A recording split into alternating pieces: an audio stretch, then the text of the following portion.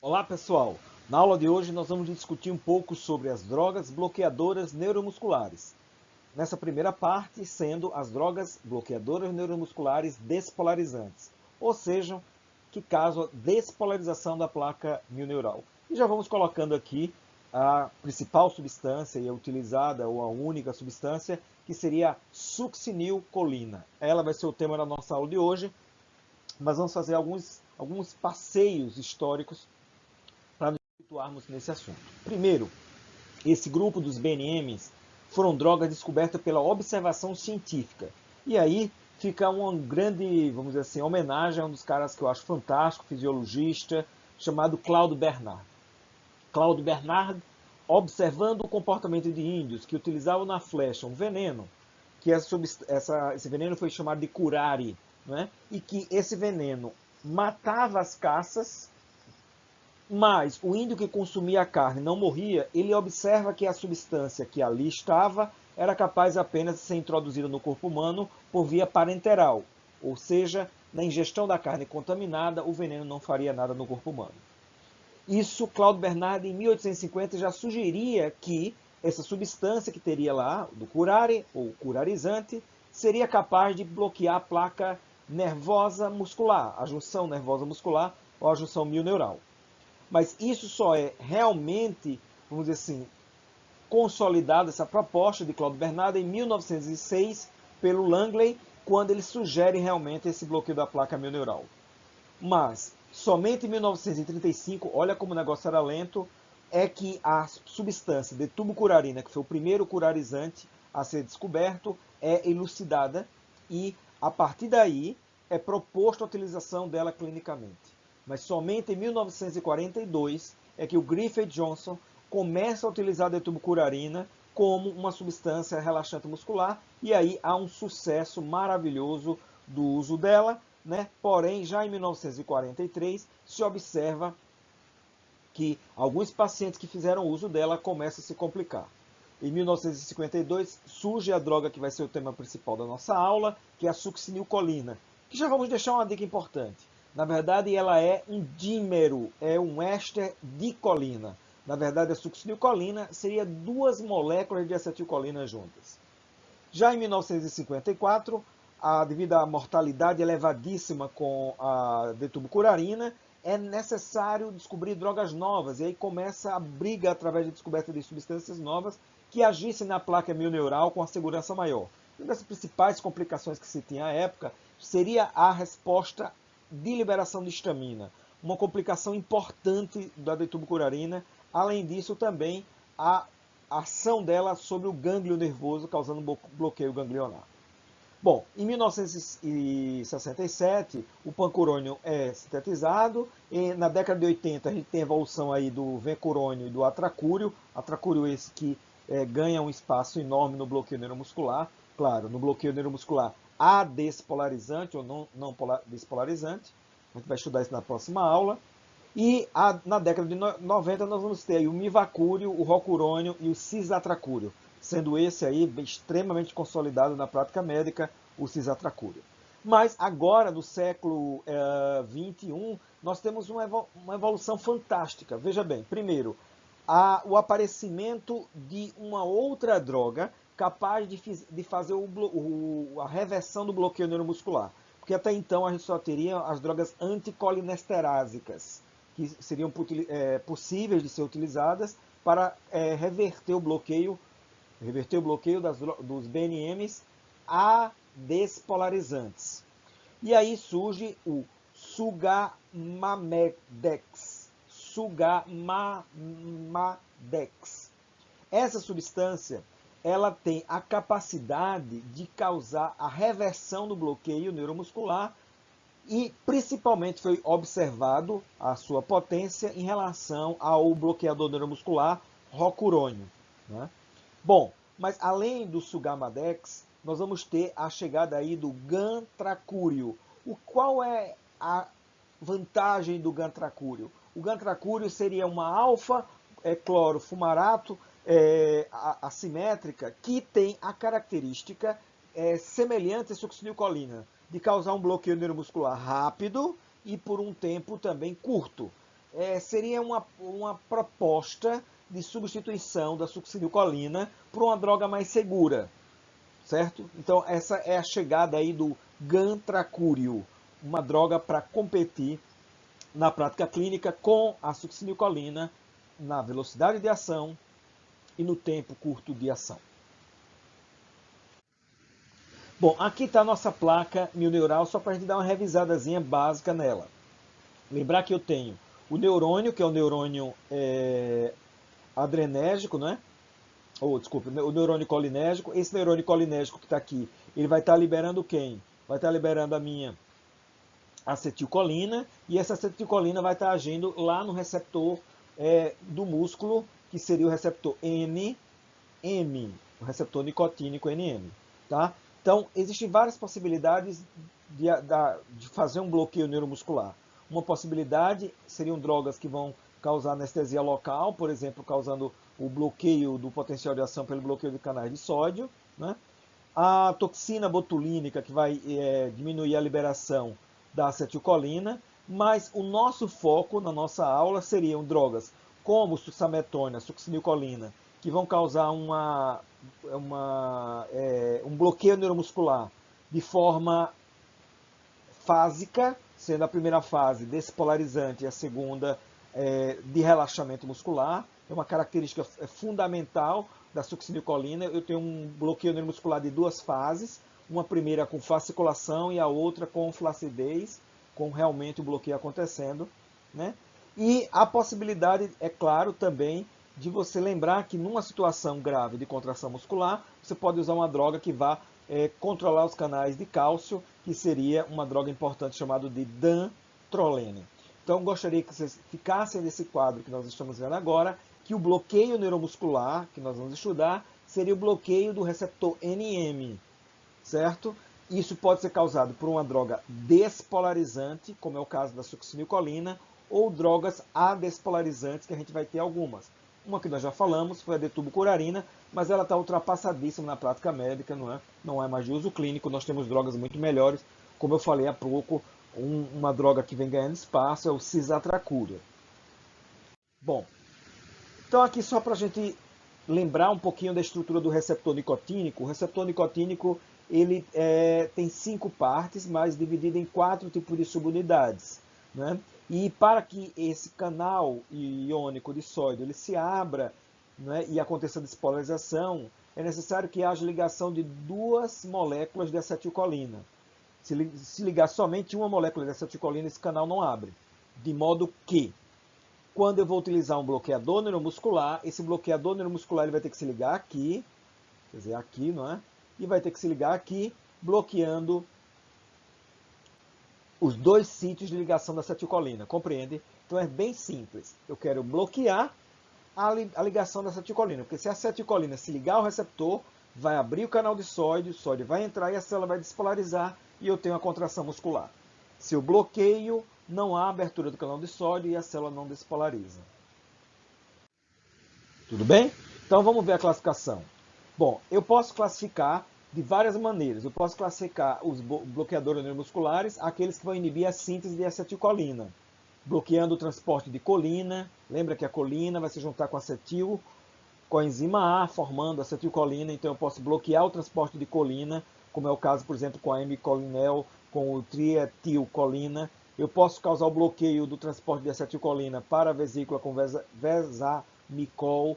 Quer dizer, existem algumas possibilidades, mas clinicamente não seria nenhuma delas, né, na prática clínica. Ou a inibição da liberação do neurotransmissor, como é o caso do uso do anestésico local, ou bloqueio dos canais de cálcio com o dantrolene. E grava isso aí, o dantrolene vai ser muito importante, porque existe uma situação clínica que a gente vai descobrir na aula de hoje, que é relacionada à succinilcolina, que ela causa uma possibilidade de uma fasciculação intensa, e essa fasciculação leva ao aumento da temperatura corporal, levando o quadro chamado de hipertermia maligna.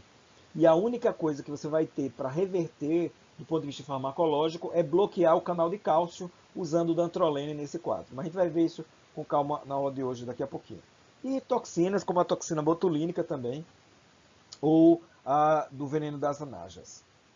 Bom, Mas clinicamente, e aí super importante, nós vamos estudar com força as drogas despolarizantes e adespolarizantes. As drogas que vão se ligar ao receptor pós-sináptico, ou despolarizando, ou apenas bloqueando competitivamente.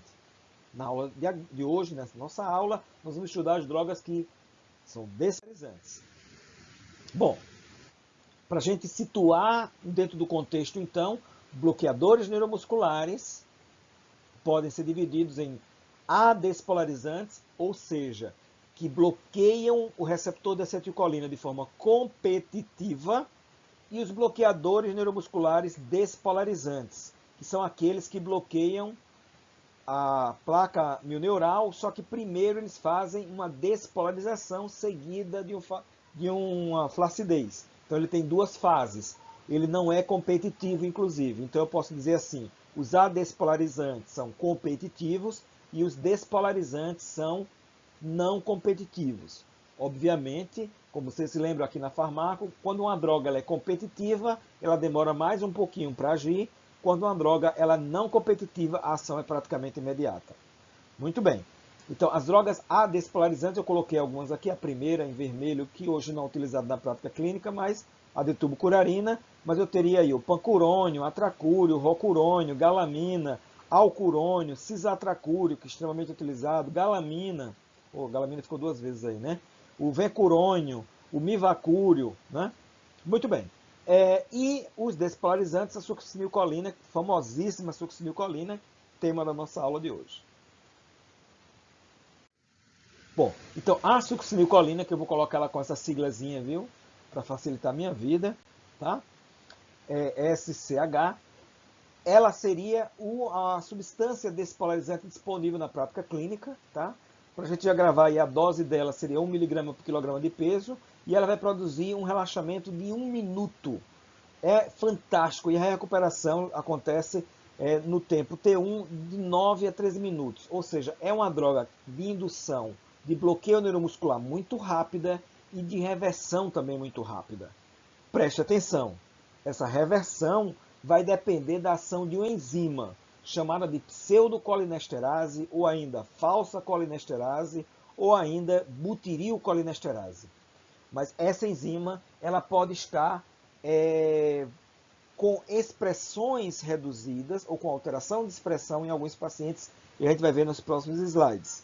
Então, grava isso. A succinilcolina ela é uma droga de ação rápida e de efeito também rápido.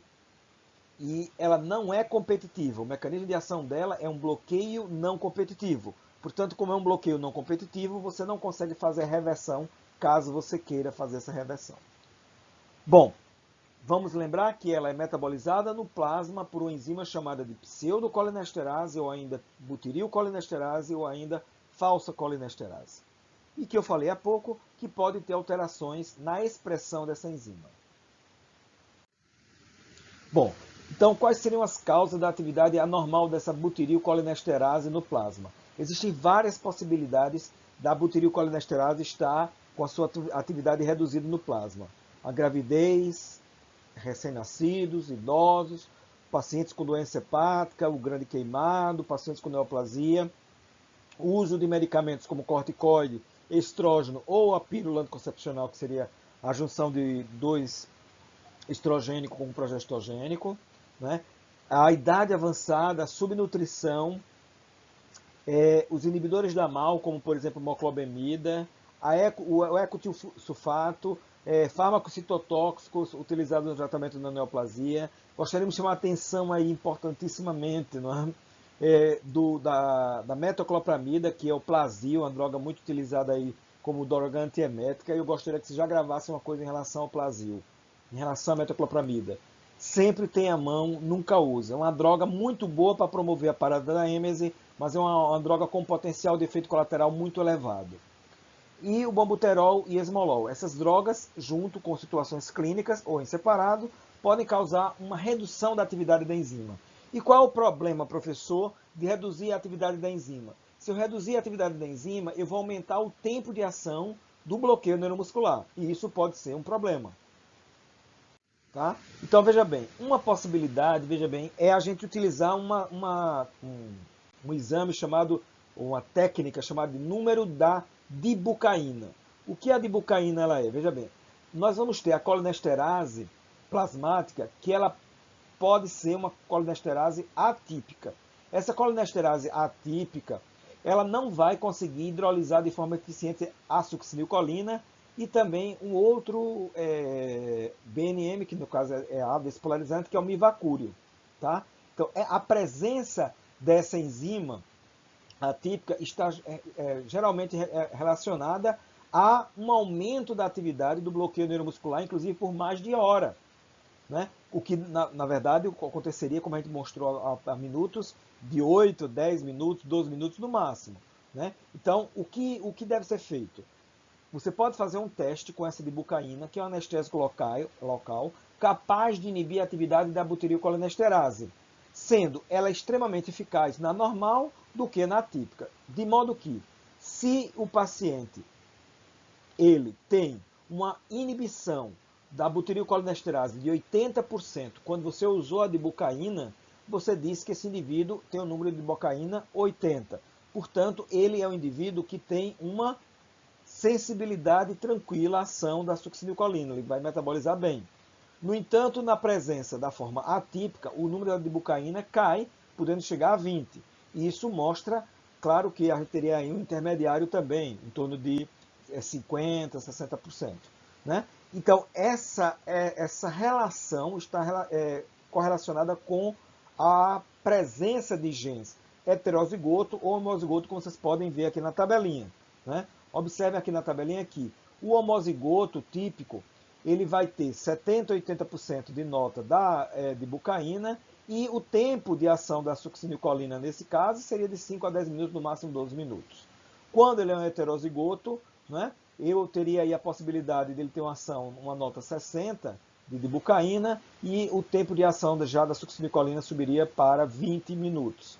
Já quando ele é homozigoto, para o defeito da butirilcolinesterase, né, eu vou ter aí uma nota de 20 a 30 lá do teste e ele vai ter um tempo aí de 60 a 180 minutos de duração da succinilcolina ou até mais.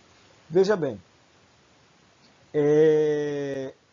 essa é uma preocupação que você pode reduzir fazendo o teste anteriormente, porque se você usou a succinilcolina e não fez o teste, você vai se deparar com a situação dessa demora da reversão ou até mesmo a possibilidade do indivíduo não metabolizar completamente a succinilcolina. E não tem como você reverter o bloqueio neuromuscular de outra maneira. Você precisará que a enzima entre em ação para que possa metabolizar. Senão, ela não vai metabolizar. Então, entende que a dibucaína ela reflete a quantidade de colinesterase que consegue metabolizar a succinilcolina ou, então, mivacúrio. Né? E não exatamente a quantidade de enzima circulante. Ou seja, ela reflete indiretamente a atividade,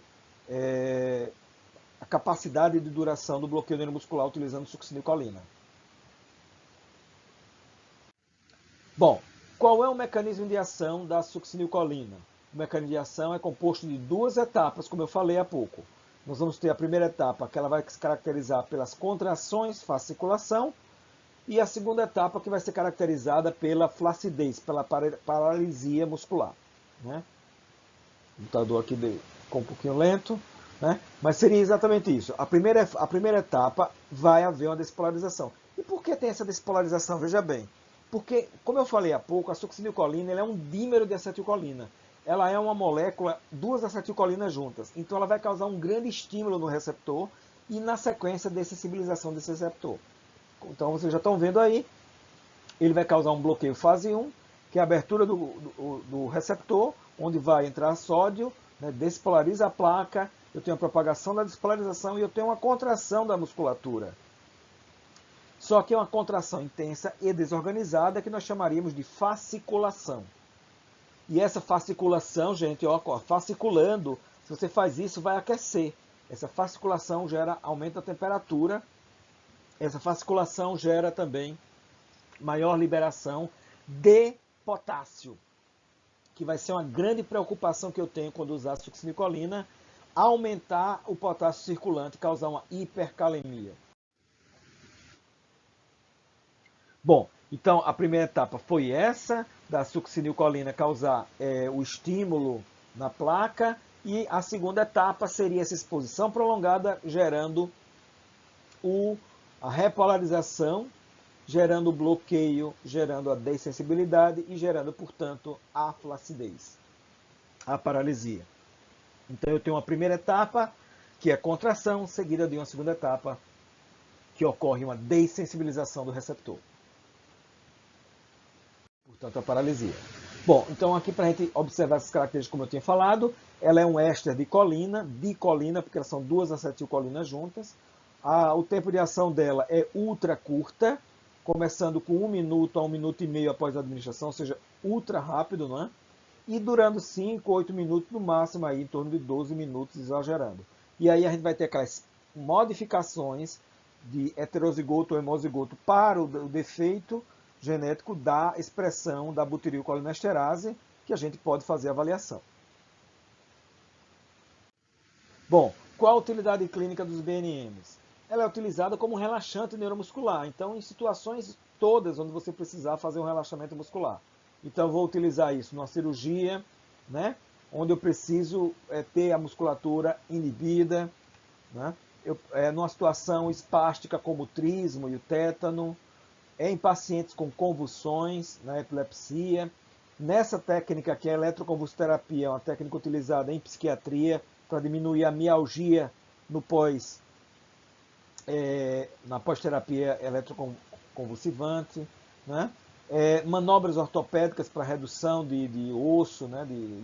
de fraturas, na laringoscopia, broncoscopia, em todas as situações, portanto, eu não preciso fazer relaxamento muscular. No caso da succinilcolina, a grande utilidade dela seria na rapidez da indução do efeito.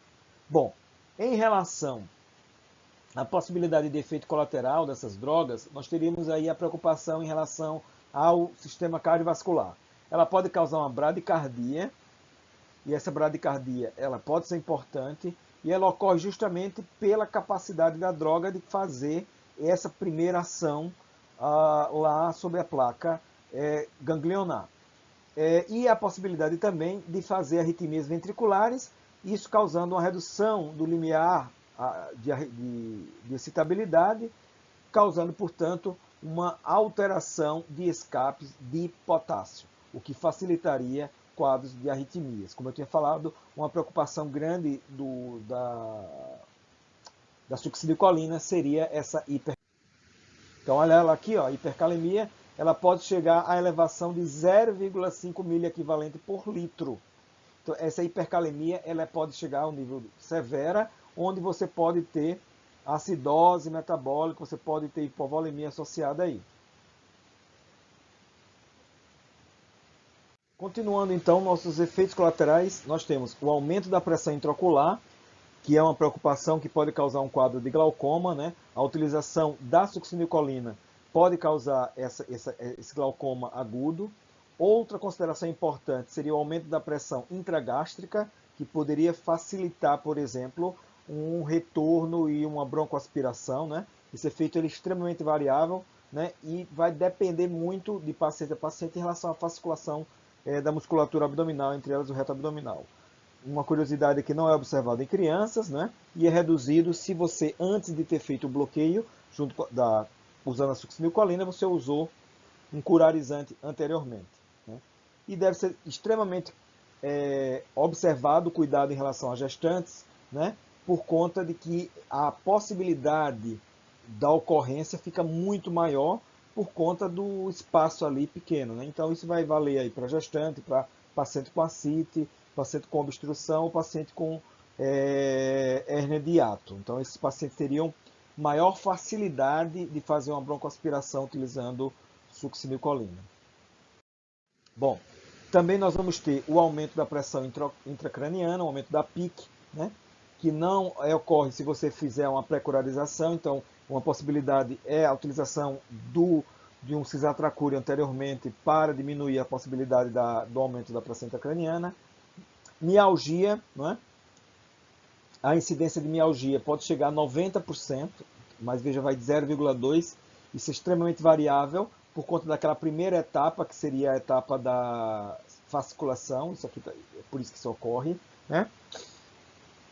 Então, é um cuidado bastante importante, né? Maior prevalência, obviamente, em cirurgia de pequeno porte. E uma curiosidade, principalmente em mulheres, não se sabe exatamente por quê. A pré-curarização, a utilização de um curário anteriormente, pode prevenir em alguns pacientes, mas em outros é insignificante, né? Inibidores da síntese de prostaglandina também têm demonstrado uma eficiência para diminuir essa mialgia, os AINES de modo geral. E pode ocorrer em cirurgias ambulatoriais esse quadro miálgico, mesmo em pequenas doses, mesmo em uso, como é que eu vou dizer, pontual. Outra possibilidade também é espasmo do masseter, né? E o indivíduo ficar, inclusive, com mialgia. Bom, nós teríamos ainda também a grande e temida hipertermia maligna. Ainda bem que ela é rara, né? Mas a hipertermia maligna seria o indivíduo ficar mais tempo naquela fase 1, tendo fasciculações, e essas fasciculações vão aumentar a temperatura corporal. Na situação da hipertermia maligna, a conduta a ser utilizada é utilizar um bloqueador neuromuscular. Isso do ponto de vista farmacológico. Que do ponto de vista clínico pode ser utilizado até gelo, manta térmica em cima com gelo para diminuir a temperatura. Mas do ponto de vista farmacológico, para combater a hipertermia maligna, você deve utilizar uma droga chamada de dantrolene. O que é que ele vai fazer? Bloquear os canais de cálcio. E ao bloquear o canal de cálcio, você paralisou a musculatura. Bom, as principais complicações, então, da succinilcolina, só passando a régua, seria fasciculações, a mialgia pós-operatória, a hipercalemia, precisando às vezes utilizar até gluconato para reduzir esse potássio, o aumento da pressão intraocular, né, e o risco de um glaucoma de ângulo, o aumento da pressão intragástrica e a possibilidade da broncoaspiração, o efeito cardiovascular, como a gente falou, da bradicardia, uma coisa que eu não tinha falado até agora, que seria a mioglobinúria, isso é causado pelo dano muscular na fase 1, a hipertermia maligna, que eu acabei de falar, e chamei a atenção do risco dela e o que eu devo utilizar para controlar ela no quadro grave seria o dantrolene, que seria o bloqueador de canal de cálcio. Bom, era essa viagem que eu gostaria da gente fazer hoje sobre os bloqueadores neuromusculares despolarizantes, seria a succinilcolina. Não perca a nossa próxima videoaula de bloqueadores neuromusculares adespolarizantes. Até lá!